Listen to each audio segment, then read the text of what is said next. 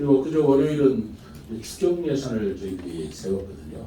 추경 예산에 대해서 태풍이 바로 오기 직전이라 제가 설명을 못 드리고 우리 최수경 기획조정실장이 여러분한테 상세하게 브리핑을 해드렸으리라고 봅니다만 그런 것도 있었고요. 그리고 두 달, 그러니까 7월 1일 날 제가 친구에서 오늘이 9월 7일이니까 꼭 2달 7일 지난 그런 시점입니다만 따지면 2달 그렇게 큰 기간도 긴 기간도 아닌데 제 달력으로는 한 2년은 지난 것 같아요.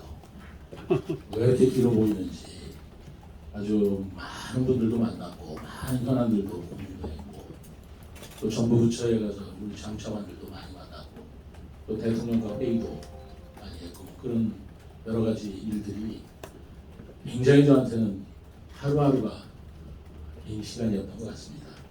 다행스럽게 대통령 제2 집무실, 대통령 집무실이 세종 집무실이라고 하죠. 대통령 세종 집무실이 오는 걸로 확정이 됐고 그걸 정부 발표로 행안부 장관, 국토부 장관, 행복총장이 공동으로 발표한 것은 우리 시민들한테 엄청난 선물이기도 하지만 저는 이것이야말로 역사를 가르는 그런 발표였다고 생각을 합니다. 왜냐하면 우리가 수도라고 할 때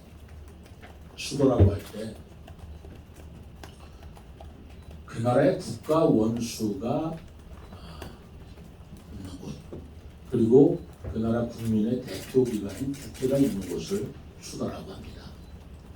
이제까지는 서울에 대통령 집무실이 있었고요. 그리고 국회가 서울에 있었기 때문에 대한민국의 수도는 서울이다 라고 한 것이고 그러나 그 수도를 행정수도라는 이름으로 세종시로 이전해야 된다라는 것이 2003년도부터 추진되어 왔던 일 아닙니까?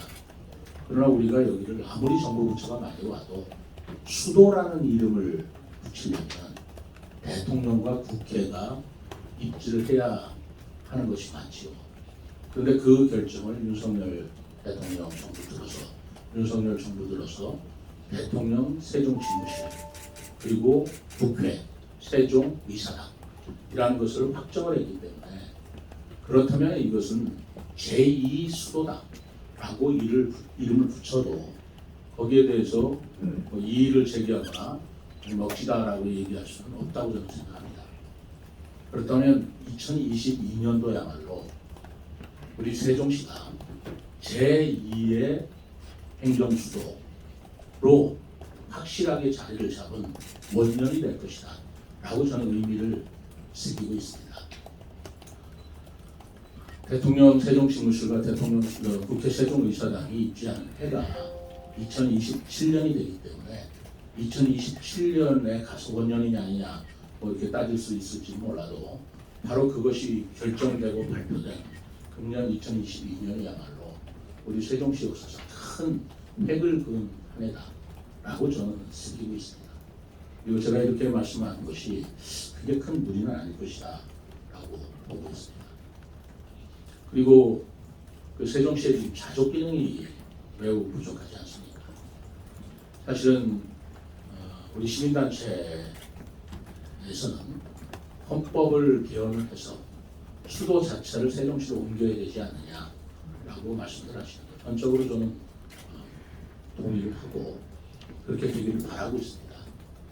그런데 수도를 서울에서 옮길 때 단순히 대통령 집무실과 세종 집무실과 국회 세종의사당이라는 외형적인 건물만 있다고 해서 그게 수도를 옮긴다는 국민적 합의를 이뤄낼 수 있는가는 우리가 다시 봐야 될 거라고 봅니다.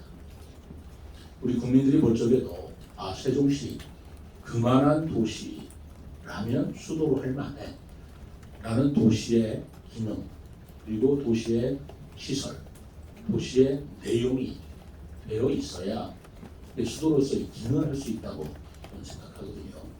그래서 미래전략 수도라고 하는 제 비전에 따라서 세종시에 더욱 대한민국을 이끌어가는 그런 역할을 할 수 있는 기능들을 확충해 주어서 또 우리 세종시의 자족 기능뿐만 아니라 대한민국의 수도로서 명실상 또한 역할과 기능을 할 수 있다.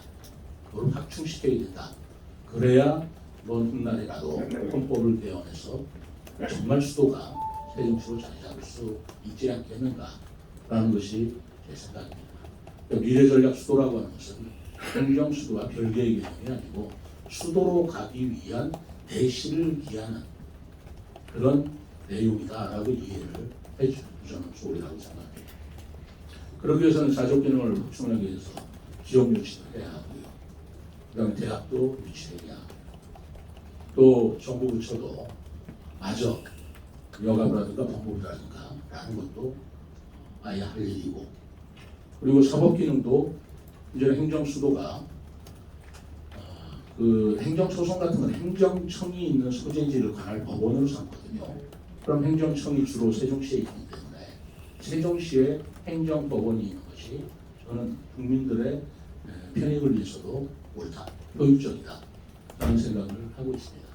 그래서 이 부분에 대해서도 좀 적극적으로 사법부도 방문해서 사법부 법원도 또 검찰도 이쪽으로 올 수 있도록 앞으로 노력할 텐데 이런 노력 하나하나가 자족 기능도 확충함과 동시에 그것이 실질적인 수도로 가는 길이다 라고 저는 생각을 하고 있습니다. 다행스럽게 지난번에 KTNG가 우리 지역에 이전을 확정하고 발표했죠. 예산 액수로는 약 1,800억 그리고 직원 수로는 한 230명 한다고 합니다만 이거 하나로 끝나는 게 아니고 그 KTNG의 부속 연구소라든가 또는 폴리텍 대학이라든가 하는 것도 추후로 이전하는 협의를 지금 하고 있습니다. 그뿐만이 아닙니다. 뭐 아시겠지만 정보통신보차협회라든가 협회 또 공공시설 우리 시에 가지고 있는 시유지에다가 이런 공공시설들을 유치하기 위한 그런 노력도 지속적으로 좀 벌이고 있다라는 말씀을 드립니다. 교통 문제가 제일 어려운데요.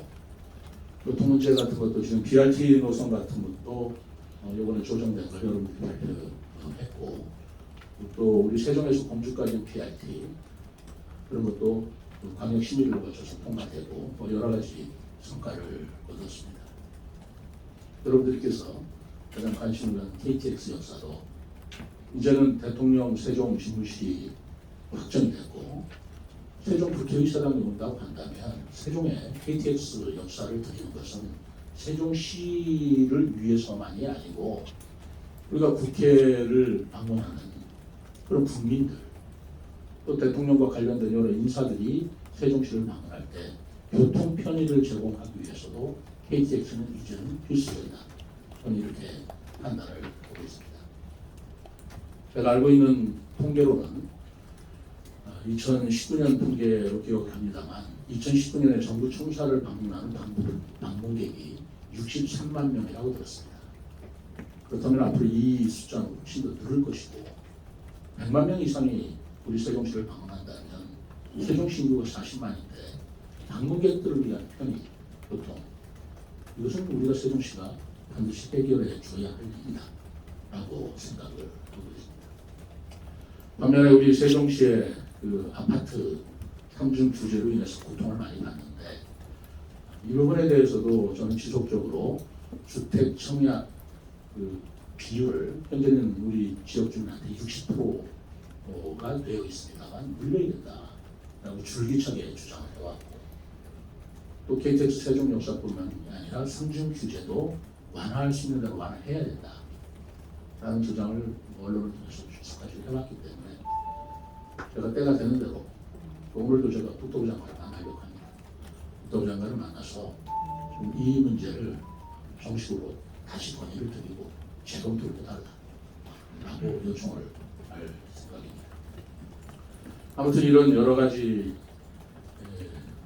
일들을 추진하고 있다 보니 저도 바빴고 여러분들하고 자주 이렇게 만나고 싶지만 또 그러지도 못한 상황이었다는 걸 이해를 해주시고요. 오늘 제가 말씀드린 여러 가지 사항이 다 예산이 뒷받침되어야 하기 때문에 이번 추경 예산에 이러한 저의 새로운 시정의 의지를 담아서 추경을 만들었습니다.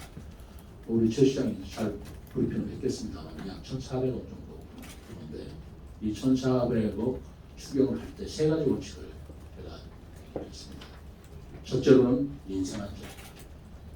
어려운 우리 시민들의 인생을 돌보는데 예산을 1차 배정을 해야 된다. 그리고 두 번째로는 소상공인 보호다. 소상공인 지원이다. 라는 원칙을 세웠고요.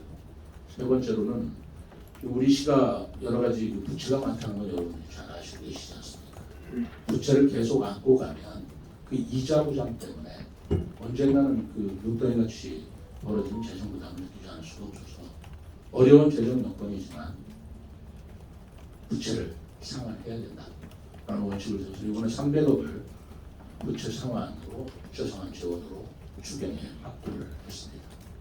그리고 네 번째 원칙으로는 어쨌든 미래전략 수도라는 제4기 시정의 목표를 확실하게 당부하기 위해서는 기본계획을 착실히 만들어야 되겠다.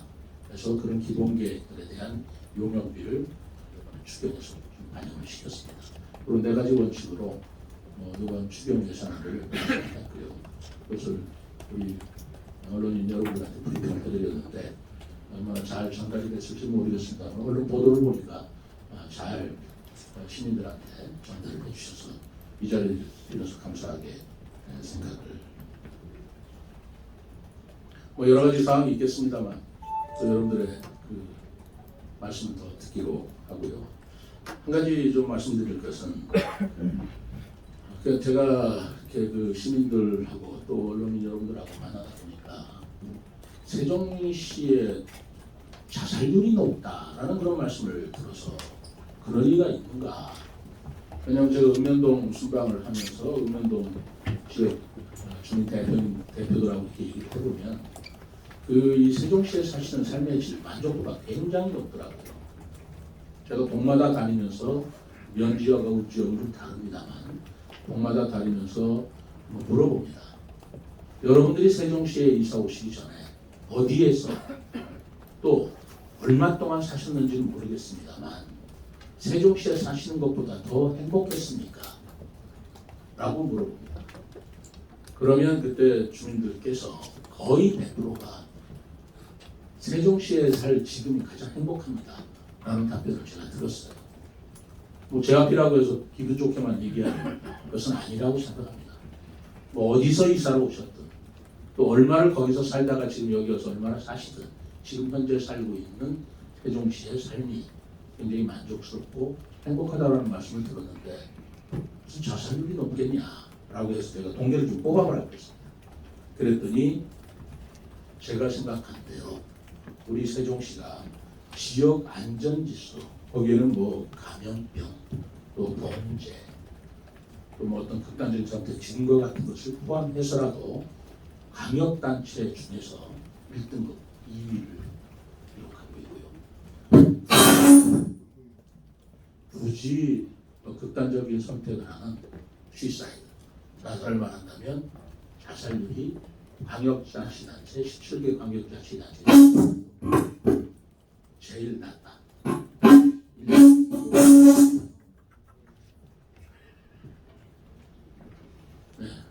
그걸로는 가장 낮은 그런 통계를 우리가 발견할 수 있었습니다. 그래서 혹시나 그런 부분에 대해서 언론인 여러분들이나 한가한 무슨 얘기가 있다면 그건 아니다. 세종시가 행복할 뿐만 아니라 가장 안전한 곳이다. 자살률도 전국에서 가장 낮다라는 것을 새삼 말씀드리고 싶네요. 이런 여러 가지 말씀을 드렸습니다만 아직도 부족한 게 왜 없겠습니까?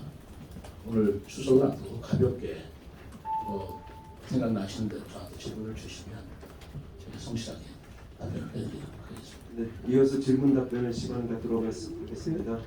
질문은 짧게, 설명은 길게 드리겠습니다. 네, 소장님. 신문 기자입니다. 2개월여 동안 팔통을 많이 파셔서 상당히 이제 시민의 의견이나 행정에 대한 많이 이제 다 됐을 거라 생각을 하고요. 지금 많은 말씀 중에 가볍게 하나 이렇게 말씀드릴 것은 우선